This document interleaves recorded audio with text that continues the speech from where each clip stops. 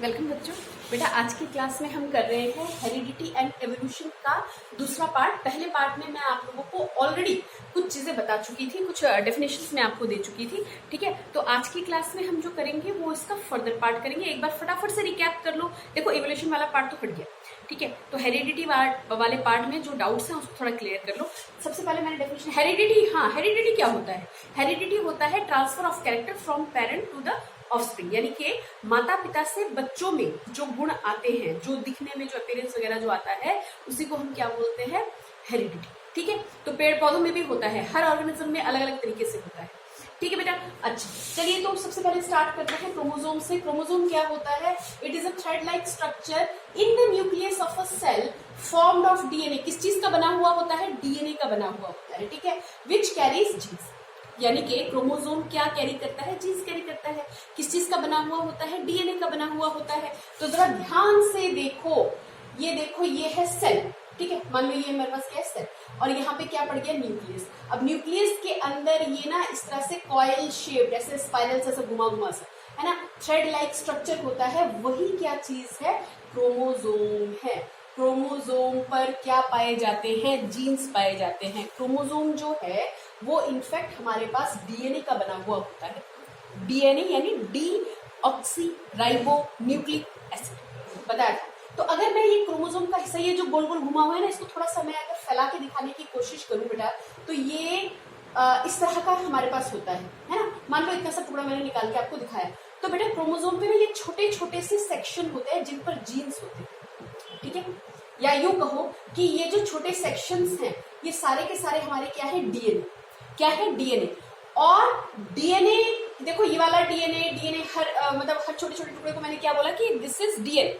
Okay, तो DNA का वो हिस्सा जो फंक्शनल होगा, डीएनए का वो हिस्सा जो फंक्शनल एंड इनहेरिटेबल होगा। इनहेरिटेबल मतलब कि माता पिता के गुण बच्चों पे पहुंचाएगा। ठीक है, माता पिता के गुण जो ट्रांसफर करेगा। फंक्शनल और इनहेरिटेबल सेक्शन डीएनए का जो होगा that is termed as gene. समझ में आया?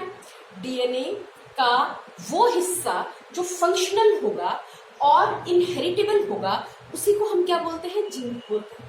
ठीक है, तो एक छोटे से एक टुकड़े पर डीएनए पर लगभग 30,000 जीन्स अवेलेबल होते हैं। ठीक है, और जो नॉन फंक्शनल पार्ट होगा उनको हम सूडो जीन्स भी बोलते हैं। इतनी बात समझ में आई? तो जीन की डेफिनेशन लिख डालो। A gene is a unit of DNA. मैंने अभी भी क्या बोला? Gene is a unit of DNA on a chromosome. ठीक है, क्रोमोसोम पर ही तो होते हैं जीन्स। कहाँ होते हैं? क्रोमोसोम पर ही होते हैं। ठीक है, और क्रोमोसोम खुद किसका बना हुआ है? डीएनए का बना हुआ है। ठीक है, which governs the synthesis of one protein. एक प्रोटीन क्या करेगा? सिंथेसाइज करेगा एक कैरेक्टर के लिए एक प्रोटीन। ओहो, देखो जैसे हाइट है, ठीक है, उसके लिए पर्टिकुलर कोडिंग होगी। ठीक है, उसके लिए पर्टिकुलर जीन्स होगा। ठीक है, समझ में आ रही है बात? कलर है, बालों का स्किन का कलर है या बालों का कलर है, तो हर एक के लिए अलग अलग जीन रिस्पॉन्सिबल है। ठीक है, इतनी बात समझ में आ रही है? ओके ना? तो यहाँ पे इतना लिख डालो, याद कर डालो। Which governs the synthesis of one protein that controls a specific characteristic. एक प्रोटीन को कंट्रोल करेगा। वो एक प्रोटीन किसके लिए जिम्मेदार होगा? किसी खास कैरेक्टर के लिए जिम्मेदार होगा, है ना। मान लो ये वाला हिस्सा, मान लो ये वाला हिस्सा जो है वो हाइट को डिसाइड कर रहा है। किसको डिसाइड कर रहा है? हाइट। एक्चुअली दिखने में ना कुछ इस तरह से होंगे, है ना। तो इसका कुछ एक छोटा सा पार्ट उठाओ, ये छोटा सा पार्ट उठाओ, तो एक हिस्सा किसको डिसाइड कर रहा है? हाइट को डिसाइड करेगा। दूसरा हिस्सा किसको डिसाइड कर रहा है? आई कलर को डिसाइड कर रहा है। बात समझ रहे हो मेरी? ठीक है, पर्टिकुलर एक सेक्शन एक कैरेक्टर को डिवाइड करेगा, एक कैरेक्टर को के बारे में बताएगा कि ऑफस्प्रिंग में वो कैरेक्टर कैसा आएगा। अभी और करते हैं काम इस पे। ठीक है, ओके, तो genes are actually units of heredity. ये क्या होते हैं? ये वो यूनिट होते हैं जो हेरिडिटी को के लिए जिम्मेदार होते हैं। ठीक है, which transfer characteristic from parent to the offspring. Okay, during reproduction. Reproduction chapter आपको मैंने करवाया हुआ है। रिप्रोडक्शन के टाइम पे ही जीन्स क्या करते हैं? ट्रांसफर होते हैं। ठीक है, जीन्स हमेशा कैसे काम करते हैं? पेयर में काम करते हैं। कैसे काम करते हैं? पेयर में काम करते हैं। और जीन्स को जो हम रिप्रेजेंट करेंगे ना, वो लेटर्स में रिप्रेजेंट करेंगे। लेटर्स यानी कि ये आप ABCD EFG, मतलब ये जो लेटर्स है ना, लेटर्स में हम जीन्स को रिप्रेजेंट करते हैं। ठीक है, इतना याद रहेगा। जीन्स कैसे काम करता है, पेयर में काम करता है, जोड़े में काम करता है, एक अकेले से आप रिप्रेजेंट मतलब एक अकेले से काम नहीं करता है, पेयर में काम करता है। 2 लेटर कम से कम दिखने चाहिए वहां पे, है ना। हाँ, कुछ ऐसे ही समझो। अब देखो जीन्स जो होते हैं 2 तरह के, डोमिनेंट जीन्स और रिसेसिव जीन्स। डोमिनेंट तो नाम से समझ में आ रहा है, जो डोमिनेट करेगा, भाई मैं बढ़ा, मैं मेरा प्रभाव ज्यादा, ठीक है। एक हो गया डोमिनेंट जीन्स और एक हो गया रिसेसिव जीन्स। फाइन। तो डोमिनेंट जीन क्या होते हैं, the gene which decide the appearance of an organism. वो जीन जो ये डिसाइड करता है कि जो ऑर्गेनिज्म, नया ऑफस्प्रिंग जो तैयार हो रहा है, वो कैसा दिखने में होगा, कैसा दिखने में होगा, यानी उसकी हाइट कैसी होगी या उसकी आंखों का कलर कैसा होगा। Even in the presence of alternative gene is known as dominant gene. अब ये नहीं समझ में आ रहा होगा, मैं बताती हूँ आपको। देखो मैंने अभी भी ये बोला कि जो जीन्स जो होते हैं वो लेटर से रिप्रेजेंट किए जाते हैं। तो मान लो कि मैं किसी ऑर्गेनिज्म के टॉलनेस की बात कर रही हूँ, ठीक है, ठीक है, ऊंचाई की बात कर रही हूँ। तो जो डोमिनेंट जीन्स होगा उसको हम लेटर टॉलनेस के लिए स्पेसिफिक मैंने किसको किया, टॉलनेस के लिए। जो डोमिनेंट जीन्स होगा वो कैपिटल लेटर से डिनोट होगा, ये समझो। जो डोमिनेंट जीन्स होगा वो क्या होगा, कैपिटल लेटर से डिनोट होगा, और जो रिसेसिव दबा हुआ जीन्स होगा उसको स्मॉल लेटर से हम डिनोट करते हैं। उसको किससे डिनोट करते हैं, स्मॉल लेटर से। तो बेटा क्या होगा कि अगर कुछ ऐसा हो जाए, देखो रिप्रोडक्शन के टाइम पे फादर से हमें 50% कैरेक्टर मिलता है और मदर से, ठीक है। मान लो कि फादर से टॉलनेस का कैपिटल टी आया, कौन सा जीन आया, कैपिटल टी, और मदर से हमारे पास आया क्या, स्मॉल टी। तो कैपिटल टी ये क्या हो गया, डोमिनेंट, और ये स्मॉल टी क्या हो गया, रिसेसिव, दबा हुआ, ये अपने कैरेक्टर को नहीं निकाल पा रहा। तो जब ये दोनों कंबाइन करके ऑफस्प्रिंग में पहुंचेंगे, है ना, रिप्रोडक्शन से ये जब ऑफस्प्रिंग में जाएंगे, तो क्या होगा कि क्योंकि कैपिटल टी क्या है, डोमिनेंट, दूसरे को क्या कर देगा, दबा देगा, और जो ऑफस्प्रिंग होगा वो कैसा होगा, वो उसका कैरेक्टर कैसा होगा, टॉल होगा। हाइट कैसी होगी, बोलो, ये बात समझ में आ रही है। डोमिनेंट जीन्स वो जो कि दूसरे के प्रेजेंस में भी अपना अपीयरेंस ज्यादा दिखाएगा। यहाँ पे देखो मैंने बोला ना ये कैसे काम करता है, जीन कैसे काम करता है, पेयर में काम करता है। तो फादर से ये आया कैपिटल टी और मदर से क्या आया, स्मॉल टी। तो डोमिनेंट कौन सा हो गया इसके अंदर, capital T. Is it clear? The gene which decide the appearance of an organism even in the presence of alternative genes. Alternative genes के presence में भी वो अपने को पहले दिखा दिया। समझ में आया, ये हो गया डोमिनेंट जीन्स। और रिसेसिव जीन्स क्या होगा बेटा, रिसेसिव जीन्स में सेम ही होगा। अगर फादर से यहाँ पे मान लो स्मॉल टी आया एक, और यहाँ से मदर से भी क्या आया, स्मॉल टी, अगर एक जैसे ही दोनों होंगे तो इसका मतलब क्या होगा, जो इनका ऑफस्प्रिंग होगा वो क्या होगा, हाइट में क्या होगा, शॉर्ट होगा, ठीक है। हाइट में क्या हो जाएगा, शॉर्ट हो जाएगा। बात समझ में आ रही है, तो इसको पूरा पढ़ लो। The gene which can decide the appearance, appearance यानी दिखना, कैसा दिखेगा ऑफस्प्रिंग, ठीक है। The genes which can decide the appearance of an organism only in the presence of identical, कैसा, इसी के जैसा। अब ये मत बोलना कि दोनों कैपिटल टी हो जाएगा, तो दोनों ही मेरे पास क्या हो गए, डोमिनेटिंग हो, ठीक है। दोनों ही डोमिनेटिंग नहीं डोमिनेंट हो गए, ठीक है। क्या हो गया, डोमिनेंट हो गए, तो इनका जो ऑफस्प्रिंग होगा उसमें वो क्या होगा, टॉल ही होगा, ठीक है। रिसेसिव में जरूरी है कि दोनों के दोनों मेरे पास क्या हो, इस तरह के हो, रिसेसिव वाले, ठीक है, स्मॉल टी। तो डोमिनेंट जीन्स को किससे रिप्रेजेंट करते हैं, मैंने अभी बोला ना, लेटर से रिप्रेजेंट करोगे। जीन्स को कैसे रिप्रेजेंट करोगे, लेटर से, किससे, कैपिटल टी और स्मॉल टी। बताओ इतनी बात समझ में आती है, इतना तो कुछ दिक्कत नहीं है। क्रोमोसोम है, क्रोमोसोम किसका बना हुआ है, डीएनए का बना हुआ है। डीएनए यानी क्रोमोसोम पे छोटे से हमारे पास क्या होते हैं, छोटी छोटी जगह होती है जहां जिसमें हमारे पास क्या होगा, डीएनए का सेक्शन होगा, जिन्हें हम क्या बोलेंगे, डीएनए का सेक्शन, छोटे छोटे पीसेस से होंगे, ठीक है। तो वो हिस्सा जो कि फंक्शनल और इनहेरिटेबल होगा, वो हमारे पास क्या, वही हमारे पास क्या होंगे, जीन्स होंगे, ठीक है, ओके, ठीक है। अब जीन्स कैसे, dominant genes and recessive genes. Dominant genes वो होते हैं जो अपने को क्या कर जाते हैं, ऊपर रखते हैं कि भाई अगला जो कैरेक्टर होगा वो डोमिनेंट जीन्स वाला होगा, ठीक है। और रिसेसिव वो हो गया जो दब गया, जो एक्सप्रेस नहीं कर पाया। और रिसेसिव सिर्फ तभी एक्सप्रेस कर पाएगा जब दोनों ही सेम हो जाएंगे, यानी कि दोनों ही रिसेसिव वाले। इतनी बात समझ में आई, ठीक है। अब जरा जीनोटाइप और फिनोटाइप कर डालो। देखो इसमें हम आगे एक डेफिनेशन और कर, यस बच्चों देखो कुछ डेफिनेशंस और लिखी है मैंने, आप लोगों को होपफुली दिख रहा होगा, नहीं तो मैं बताती हूँ, लिख लो। जीनोटाइप कुछ डेफिनेशन देख लीजिए। Genotype it is the description of pattern in an organism. अच्छा, किसी कैरेक्टर को डिसाइड करने के लिए जीन्स का कुछ पैटर्न होता है, ठीक है, उसी पैटर्न को क्या बोलते हैं, जीनोटाइप, ठीक है। जैसे कैपिटल टी स्मॉल टी और दोनों ही स्मॉल टी, ठीक है।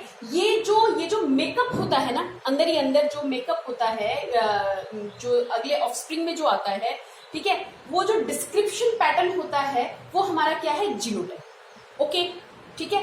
तो जीनोटाइप में भी आप देखिए बेटा, अगर मान लीजिए दोनों ही कैपिटल टी, फादर से, मैंने बोला ना फादर से 50% जीन्स आता है, मदर से 50% जीन्स आता है, तो मान लो दोनों से ही कैपिटल टी आ गया, दोनों ही क्या है, डोमिनेंट जीन्स है, ठीक है। तो जो ऑफस्प्रिंग होगा वो क्या होगा, टॉल होगा, टॉलनेस दिखाएगा अपने में, ठीक है। तो ये जो है, अगर दोनों ही सेम हमारे पास डोमिनेंट हो जाए या दोनों ही रिसेसिव जीन्स आ जाए तो उनको हम बोलते हैं प्योर जीनोटाइप। ये क्या देगा, ये है प्योर जीनोटाइप। जीनोटाइप यानी इसको एक्सप्रेस कैसे करोगे, जीन्स इसमें कैसे काम करते हैं, पेयर में काम करते हैं, राइट। तो पेयर में फादर की तरफ से आने वाले, मैंने सिर्फ इसमें यहाँ पे सिंपल कैरेक्टर को दिखाया है बच्चे, यहाँ पे दो ही मैं दिखा रही हूँ आप लोगों को, है ना। ऐसे भी है जहाँ पे हमारे पास ब्लड ग्रुप वगैरह जब हम करेंगे ना तो उसमें हम देखेंगे 2 नहीं 3-4 से भी बनाए जाते हैं, ठीक है। वो फिर आगे कॉम्प्लेक्स आ जाएगा, अभी तो फिलहाल समझो, ठीक है। फादर से कैपिटल टी, मदर से कैपिटल टी, तो ये जो पैटर्न हुआ ना, डिस्क्रिप्शन पैटर्न जो हुआ, जैसे लिखा गया है ना, जैसे एक्चुअली ये लिखने का तरीका नहीं, ये है कि भाई जो कैरेक्टर बना, यानी कि जो ऑफस्प्रिंग है उसके अंदर टॉलनेस का या उसकी हाइट का कौन सा कैरेक्टर फादर मदर से आ रहा है, ठीक है। तो कैपिटल टी ये दोनों ही क्या है, दोनों ही हमारे डोमिनेंट जीन्स है। तो ये जो है this pattern, this description is genotype, ठीक है। और क्योंकि दोनों ही कैपिटल टी है तो प्योर जीनोटाइप। अगर दोनों ही स्मॉल टी होते तो ये भी मेरे पास क्या होते, प्योर जीनोटाइप। जीनोटाइप है कैसे तुम एक्सप्रेस कर रहे हो, कैसे एक्सप्रेस कर रहे हो, ये एक्चुअली क्या है, एलील्स है। ये क्या है, alleles. Capital T and capital T small T, ये एक्चुअली हमें क्या दिखा देते हैं, एलील्स दिखाते हैं, ठीक है, alternative form of genes. Okay, तो प्योर जीनोटाइप। लेकिन अगर एक कैपिटल टी एक स्मॉल टी आता ऑफस्प्रिंग में, यानी कि अगर ये डिस्क्रिप्शन आता तो ये होता हाइब्रिड। इसको क्या बोलते हैं, हाइब्रिड जीनोटाइप, ठीक है। अब ये तो अंदर जीन्स का मेकअप हो गया, यानी कि जीन इस तरह से आ गए कैरेक्टर में, ठीक है, ऑफस्प्रिंग में इस तरह के जीन्स आ गए, ठीक है।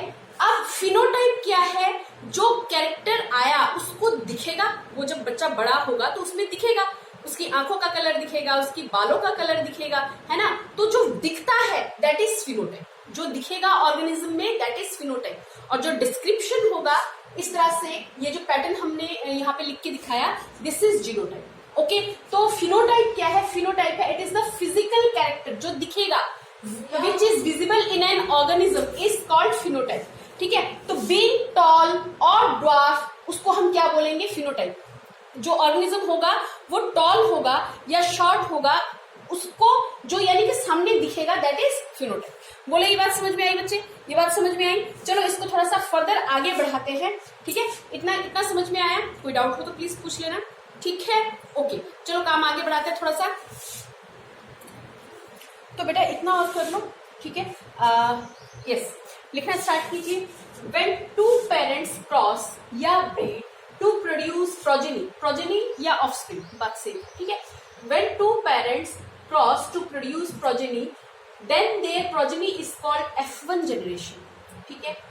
पहली जनरेशन क्या होगी, F1 जनरेशन। दो पेरेंट क्रॉस करेंगे तो पहली जो जनरेशन तैयार होगी that is F1 generation. Now when the first generation progeny to cross among themselves, जब ये F1 जनरेशन क्रॉस करेगा तो क्या प्रोड्यूस करेगा, सेकेंड जनरेशन प्रोजेनी, और उनकी प्रोजेनी को क्या बोला जाएगा, F2 जनरेशन। उनके ऑफस्प्रिंग को क्या बोला जाएगा, F2 जनरेशन। देखो बहुत सिंपल तरीके से मैंने किया, मदर फादर यानी कि ये तो हो गए पेरेंटल जेनरेशन, ठीक है। मदर फादर से जो उनके बच्चे हुए उसको हमने क्या बोला, F1 जनरेशन। और ये F1 जनरेशन जब क्रॉस करके जब ये F1 जनरेशन क्रॉस किया तो उनकी जो प्रोजनी हुई यानी कि इनके ग्रैंड चिल्ड्रन जो हुए वो हमारे पास क्या हो गया, F2 जनरेशन, ठीक है। ग्रिगर मेंडल वो फर्स्ट साइंटिस्ट थे जिन्होंने इस इनहेरिटेंस को यानी कि ये स्टडी किया था। ग्रिगर मेंडल वो साइंटिस्ट थे जिन्होंने इसका सिस्टमेटिक स्टडी किया था कि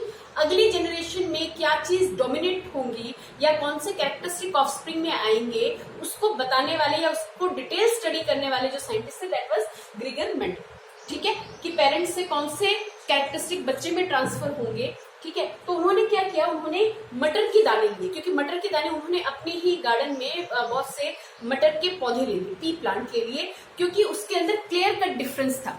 कुछ मटर के पौधे ऐसे थे लंबे थे, कुछ शॉर्ट थे, कुछ दाने ऐसे थे जो रिंकल वाले थे, कुछ ऐसे थे जो रिंकल वाले नहीं थे, कुछ का कलर अलग था। तो मटर के बहुत सारे दाने लेके उनको क्रॉस करवाया और उनको क्या किया, उनका फर्दर स्टडी किया। अब मटर के दाने ही क्यों, क्योंकि मटर के दाने बहुत कम समय में जल्दी जल्दी क्या होते हैं, बड़े होते हैं, तो उनकी स्टडी करना क्या हो जाता है, आसान, और वेरिएशंस क्या होती है, ज्यादा। तो ये पता चल जाता है कि किसका क्रॉस किससे करवाने से नेक्स्ट प्रोजेनी या नेक्स्ट जनरेशन किस तरह की तैयार होगी।